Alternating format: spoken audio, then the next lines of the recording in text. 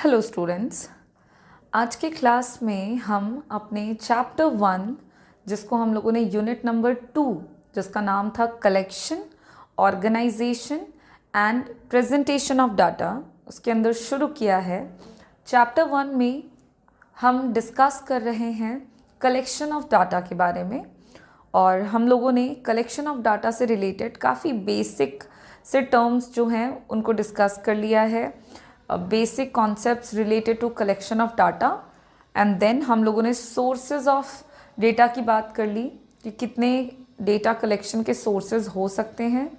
और फिर हम लोगों ने एक टॉपिक शुरू किया था जिसका नाम है methods of collection of data.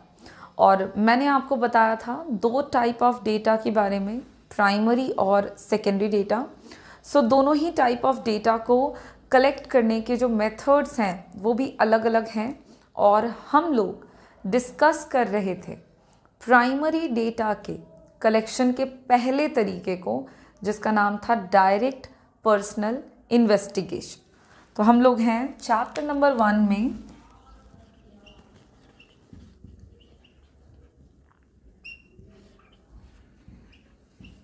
जिसका नाम है कलेक्शन ऑफ डेटा। और इस चैप्टर में हम जिस टॉपिक को डिस्कस कर रहे हैं उस टॉपिक का नाम है मेथड्स ऑफ कलेक्शन ऑफ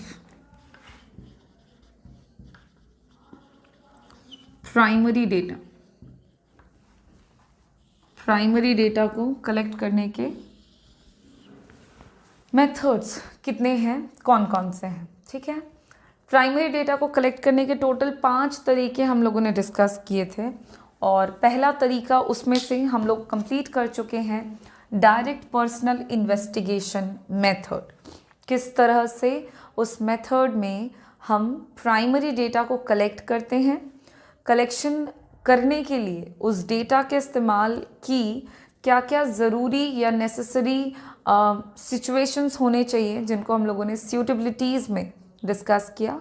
और फिर हम लोगों ने बात कर लिया कि फर्स्ट मेथड के मेरिट्स और उसके डिमेरिट के बारे में, मतलब डायरेक्ट पर्सनल इन्वेस्टिगेशन के मेरिट और डिमेरिट के बारे में। आज हम लोग प्राइमरी डेटा के कलेक्शन के दूसरे मेथड को डिस्कस करेंगे और दूसरे मेथड का नाम है इनडायरेक्ट ओरल इन्वेस्टिगेशन।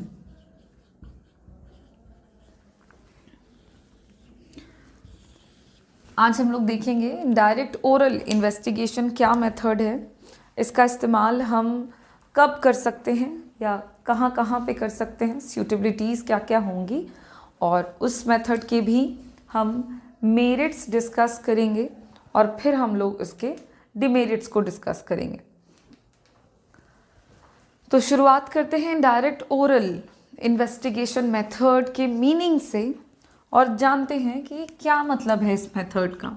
देखिए, शॉर्ट में अगर हम इसके मतलब को समझें तो इनडायरेक्ट ओरल इन्वेस्टिगेशन एक ऐसा तरीका है इन्वेस्टिगेशन का जिसमें डेटा को कलेक्ट करने के लिए इन्वेस्टिगेटर ओरली इंफॉर्मेशन प्राप्त करते हैं उन लोगों से जिन लोगों के पास जानकारी होती है, न कि उनसे जिनके बारे में जानकारी चाहिए।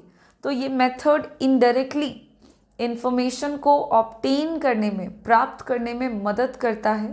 ओरली इंफॉर्मेशन प्राप्त किया जाता है, जैसा कि मैंने बताया, उन लोगों से जिनके पास वो रिलेटेड इंफॉर्मेशन होने के चांसेस होते हैं। इस मेथड में हम उनसे कांटेक्ट करके इंफॉर्मेशन नहीं लेते जिनके बारे में जानकारी चाहिए। इसका एक सूटेबल एग्जाम्पल हम समझ सकते हैं, जैसे कि पुलिस इन्वेस्टिगेशंस हम जितने भी देखते हैं, जितने भी क्रिमिनल एक्टिविटीज़ होती रहती है, तो उसमें पुलिस इन्वेस्टिगेशन जो करते हैं तो वो कहीं ना कहीं डायरेक्ट ओरल इन्वेस्टिगेशन होता है, क्योंकि इस मेथड में इनडायरेक्टली ओरली उन लोगों से सवाल पूछे जाते हैं जिनके पास जानकारी होने के चांसेस होते हैं, उनसे नहीं पूछा जाता जिसके बारे में जानकारी चाहिए। मतलब ऐसा नहीं है कि हमेशा ऐसा होता है, बट अगर किसी का मर्डर हो गया है तो उस केस में जिस व्यक्ति का मर्डर हो जाता है पुलिस उसकी जानकारी किसी अदर पर्सन से पूछती है। So this is the indirect oral investigation. So इसके मीनिंग में हम लिख सकते हैं indirect oral investigation is a method by which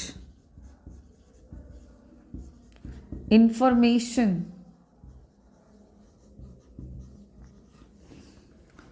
are collected और you can say obtained, प्राप्त किया जाता है from the persons that possesses the necessary information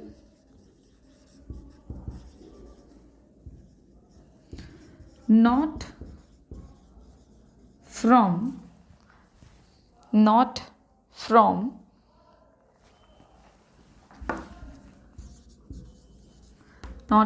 the person regarding whom information are needed। ठीक है, ये इनडायरेक्ट ओरल इन्वेस्टिगेशन मेथड देखिए वही है जो मैंने आपको बताया। इट इज़ अ मेथड जिससे हम जानकारी प्राप्त करते हैं उन लोगों से, दैट पर्सन दैट पोजेसेस, अच्छा, हु आर एक्सपेक्टेड टू, मतलब वैसे लोग जिनके पास संभावना है उस संबंधित जानकारी के होने की, हम उन लोगों से वो नेसेसरी इंफॉर्मेशन प्राप्त कर लेते हैं। इस मेथड में हम उनसे इंफॉर्मेशन नहीं लेते, उन लोगों से नहीं लेते जिन लोगों के रिगार्डिंग इंफॉर्मेशन की ज़रूरत होती है। So regarding whom the information are needed और इंफॉर्मेशन इज़ नीडेड, हम उनके बारे में उनसे जानकारी न लेकर उनसे संबंधित किसी अदर पर्सन या किसी अदर पर्सन में उनके पड़ोसी आ सकते हैं, उनके फ्रेंड्स आ सकते हैं, उनके रिश्तेदार हो सकते हैं, आप किसी से भी इंफॉर्मेशन ले लेते हो। So that is called indirect oral investigation. अब हम बात कर लेते हैं कि इस मेथड की सूटेबिलिटीज़ क्या क्या हैं। मतलब ये जो मेथड है इसका इस्तेमाल हम कब करेंगे, कहाँ करेंगे, कब हम इस मेथड का इस्तेमाल करेंगे फॉर द डेटा कलेक्शन, कि जिसके बारे में जानकारी चाहिए उससे नहीं पूछेंगे बल्कि किसी और से पूछ लेंगे। तो सूटेबिलिटी में जो सबसे पहला पॉइंट हम लेंगे कि this method is suitable when the area of investigation is relatively large. अगर जिस क्षेत्र की जानकारी हमें चाहिए वो एरिया अपने आप में काफ़ी बड़ा है, काफ़ी लार्ज है, तो उस केस में हम इस मेथड का इस्तेमाल कर सकते हैं, क्योंकि ये मेथड में हम हर एक व्यक्ति से जानकारी नहीं ले रहे हैं, डायरेक्टली भी आपको उन लोगों से मिलना नहीं है जिन लोगों की जानकारी चाहिए, बल्कि इस मेथड में हम इनडायरेक्टली इंफॉर्मेशन कलेक्ट कर रहे हैं। तो काइंड ऑफ ये मेथड मदद करेगा आपको लार्ज एरिया को इन्वेस्टिगेट करने में। अगला जो पॉइंट है सूटेबिलिटी में वो यही है कि आप ऐसा तब करोगे कि और लोगों से इंफॉर्मेशन ले लोगे, न कि उनसे जिनके बारे में इंफॉर्मेशन चाहिए, जब आपको डायरेक्ट कांटेक्ट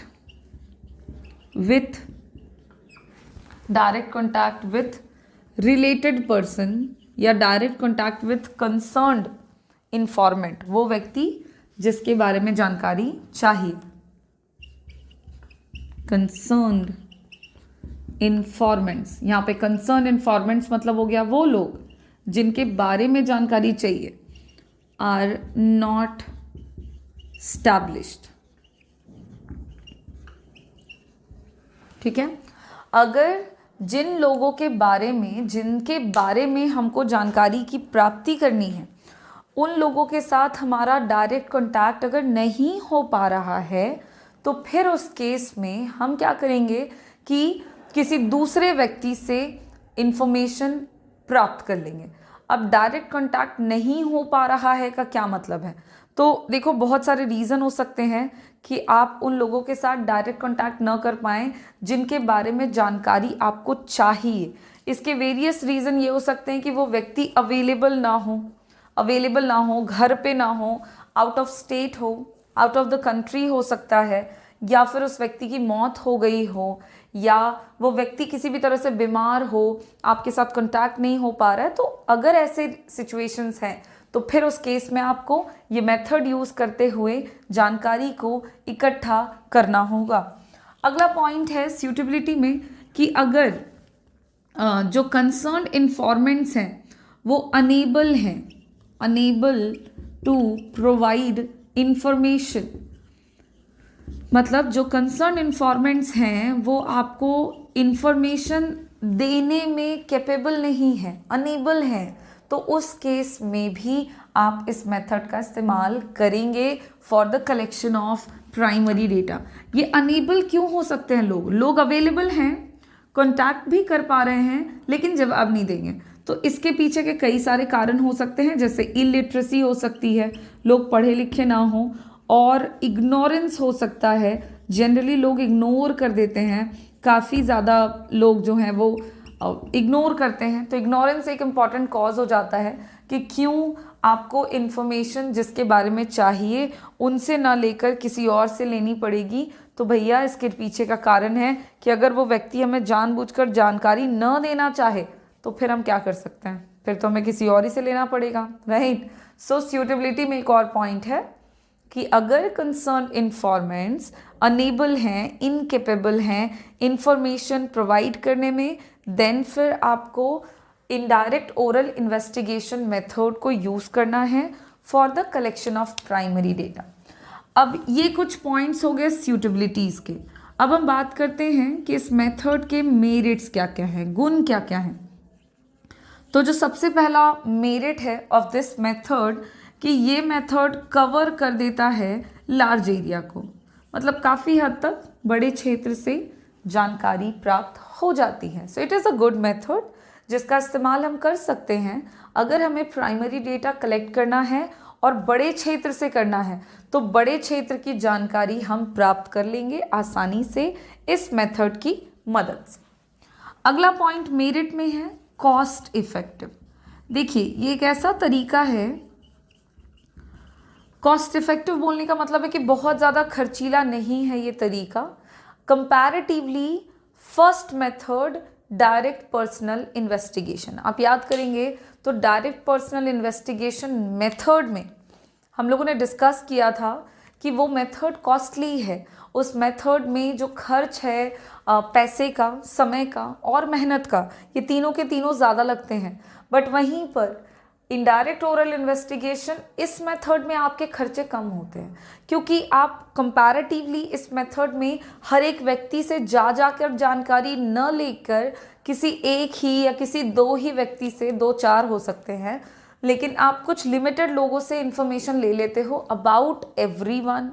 तो इस तरह के केसेस में मेहनत भी कम लग गई, समय भी कम खर्च हुआ और पैसे भी कम खर्च हुए। तो ये काफ़ी कॉस्ट इफेक्टिव तरीका है। एंड द नेक्स्ट और last point of merit is it is a simple method for collection of primary data. देखिए, मुझे मालूम है क्लासरूम, मुझे एक पर्टिकुलर क्लास के सेक्शन, क्लास 11 के एक पर्टिकुलर सेक्शन की जानकारी चाहिए, कैसा क्लास है, किस तरह का परफॉर्मेंस है, तो मैं 1 बाय 1 करके सबसे ना पूछकर उस क्लासरूम में से 1-2 बच्चों से पूछकर पूरे क्लास की जानकारी ले सकती हूँ।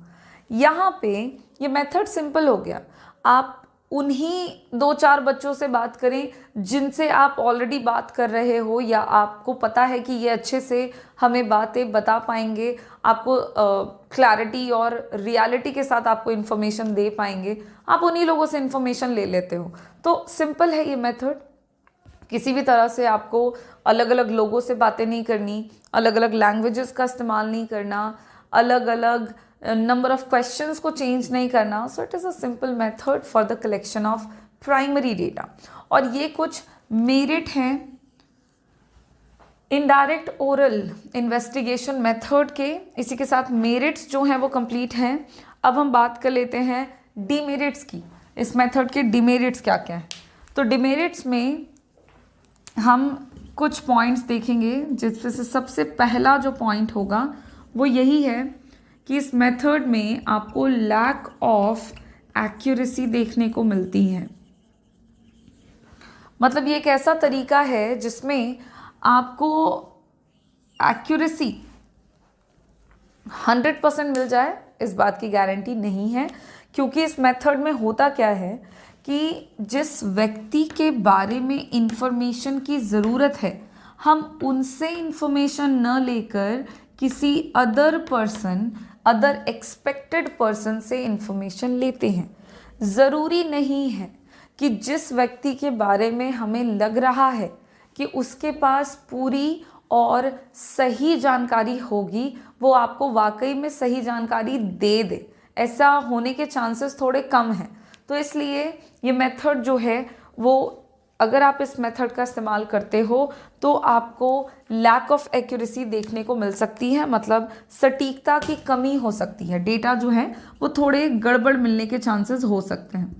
Next point of demerit of this method is कि इस मेथड में भी पर्सनल बायसनेस के चांसेस होते हैं। इस मेथड में भी जो इन्वेस्टिगेटर है वो तो इन्फॉर्मेशन को गड़बड़ नहीं कर सकता है, लेकिन कौन पर्सनली बायस्ड हो सकता है। सो दैट पर्सन जिससे हम इन्फॉर्मेशन ले रहे हैं, अगर वो जानबूझकर आपको गलत या झूठी जानकारी देना चाहे तो वो आपको दे सकते हैं और आपको पता नहीं चलेगा, क्योंकि आपको तो उस व्यक्ति की जानकारी चाहिए, आप उनसे कांटेक्ट कर ही नहीं रहे हो, आप तो किसी और ही से पूछ रहे हो। तो पूरे चांसेस हैं कि वो झूठ बोले। मतलब हो सकता है कि अगर वो बोलना चाहे तो वो बोल सकता है, और अगर ऐसा होता है तो फिर हमें नया डिमेरिट देखने को मिल जाता है, जो कि है डाउटफुल कंक्लूजन्स। मतलब इस मेथड के में आपको जो निष्कर्ष निकल कर आएगा वो डाउटफुल निकल सकता है। मतलब एक तो एक्यूरेसी की कमी हो जाती है, ऊपर से बायसनेस के भी चांसेस हैं। तो फिर हम जिस निष्कर्ष पर पहुंचेंगे इस मेथड की मदद से, वो निष्कर्ष हमारा थोड़ा संदेहपूर्ण निकल कर आएगा, और ये इस मेथड का एक और डिमेरिट कहलाएगा। इसी के साथ हमारा जो इनडायरेक्ट ओरल इन्वेस्टिगेशन मेथड है, इसके डिमेरिट्स कंप्लीट होते हैं, और डिमेरिट्स के कंप्लीट होने के साथ हमारा ये जो मेथड है ये भी कंप्लीट होता है। तो हम लोगों ने प्राइमरी डेटा को कलेक्ट करने के दूसरे तरीके को भी डिटेल में डिस्कस कर लिया। इनडायरेक्ट ओरल इन्वेस्टिगेशन क्या है और इसके सूटेबिलिटीज़, मेरिट और डिमेरिट। अब नेक्स्ट क्या करेंगे, तो देखिएगा, हम लोग दोनों मेथड यानी कि फर्स्ट और सेकंड मेथड को डिस्कस कर चुके हैं, डायरेक्ट पर्सनल, और अभी अभी हम लोगों ने indirect oral investigation method discuss किया। तो चूंकि दो मेथड्स हम डिस्कस कर चुके हैं, तो इन दोनों ही मेथड्स के बीच में हमें डिफरेंसेस जानने हैं कि डायरेक्ट पर्सनल इन्वेस्टिगेशन और इनडायरेक्ट ओरल इन्वेस्टिगेशन मेथड के बीच में क्या अंतर है, हम लोगों को वो जानना है। तो हम लोग दूसरा और पहला नंबरिंग थोड़ा आगे पीछे कर लेते हैं। Direct personal investigation, both the methods are using for the collection of primary data, but दोनों ही मेथड में अंतर है, और किस बेसिस पर और क्या अंतर है हम वो देख लेंगे डिफरेंसेस में। तो अगर दोनों ही तरीकों के बीच में हम डिफरेंस निकालना चाहें तो काफ़ी पॉइंट्स में अंतर है। सबसे पहला बेसिस लिखते हैं और फिर उसके हम लोग बीच के डिफरेंसेस को लिख लेंगे। तो जो सबसे पहला डिफरेंस होगा किस आधार पर होगा, अगर हम यहाँ पे बेसिस लिखें तो देखो सबसे पहला अंतर तो दोनों का मीनिंग ही है।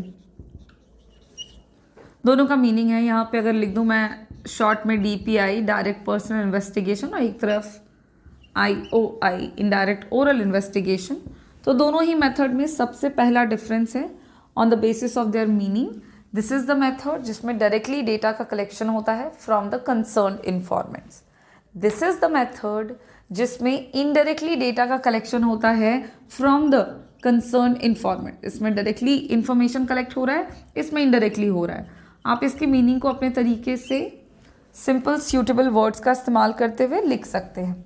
दूसरा बेसिस अगर हम बोलें कि क्या अंतर है भाई दोनों में, तो अगला अंतर हम लिख सकते हैं on the basis of coverage. देखो कवरेज के आधार पर अंतर है। डायरेक्ट पर्सनल इन्वेस्टिगेशन मेथड का इस्तेमाल आप याद करो कि हम कब करते थे, तो इस मेथड को हम यूज़ करते हैं जनरली जब हमारा एरिया ऑफ इन्वेस्टिगेशन स्मॉल होता है। तो इस मेथड का कवरेज अगर हम बोलें कि क्या है, तो इसका स्मॉल कवरेज है। आप इसको लिमिटेड कवरेज भी बोल सकते हैं। इस मेथड का सीमित उपयोग है। वहीं पर इनडायरेक्ट ओरल इन्वेस्टिगेशन मेथड का जो कवरेज है वो लार्ज है, क्योंकि ये मेथड हमारा लार्ज एरिया में इस्तेमाल किया जाता है। इस मेथड को हम लार्ज एरिया में यूज़ करते हैं। So this method is suitable for the large investigation. तो किस तरह के क्षेत्र में दोनों तरीकों को यूज़ कर सकते हैं उसके आधार पर अंतर है। ये मेथड लिमिटेड कवरेज को दिखाता है और इनडायरेक्ट ओरल लार्ज कवरेज को दिखाता है। अगला जो पॉइंट है वो हम कह सकते हैं ओरिजिनलिटी के बेसिस पर, वास्तविकता के आधार पर अंतर हम निकाल सकते हैं। और अगर आप जानना चाहो कि कौन सा मेथड आपको मोर ओरिजिनल डेटा प्रोवाइड करेगा, तो डायरेक्ट पर्सनल इन्वेस्टिगेशन ये आपको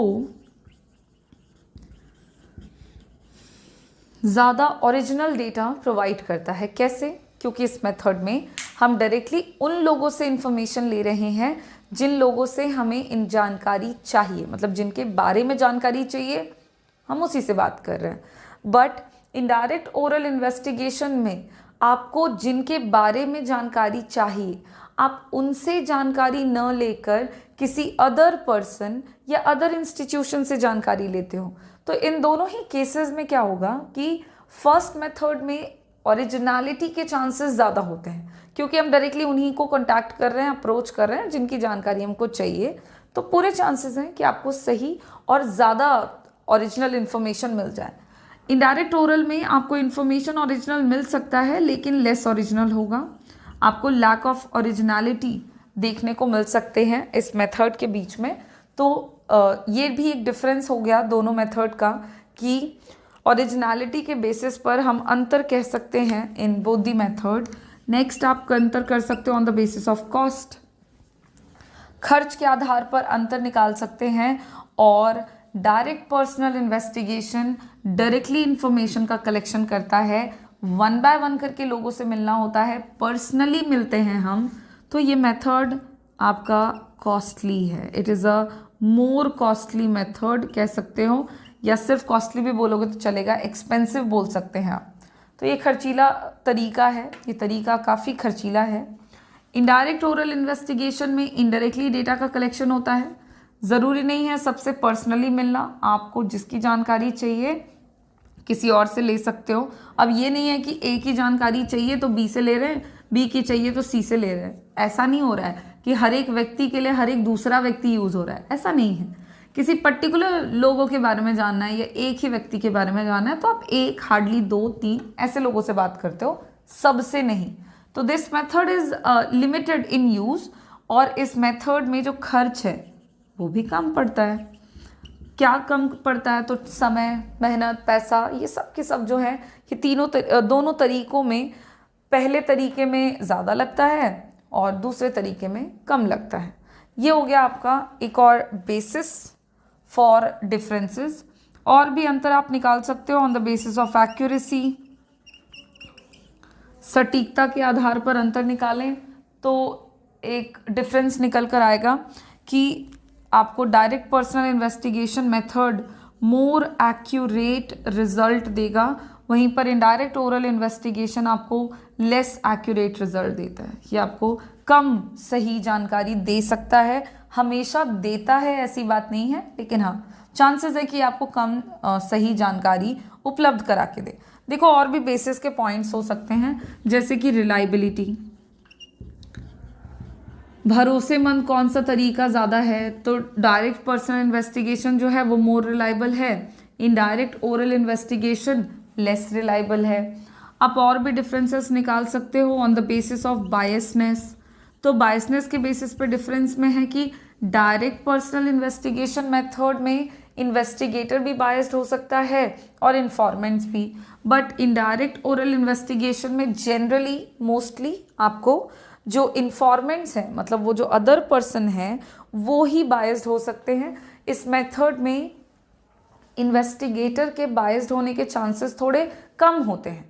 तो ये भी कुछ डिफरेंसेस के पॉइंट हो सकते हैं बिटवीन बोथ दी मेथड्स। उसके अलावा भी पॉइंट्स आप ऐड कर सकते हो दोनों मेथड्स के बीच में डिफरेंसेस को लेकर के।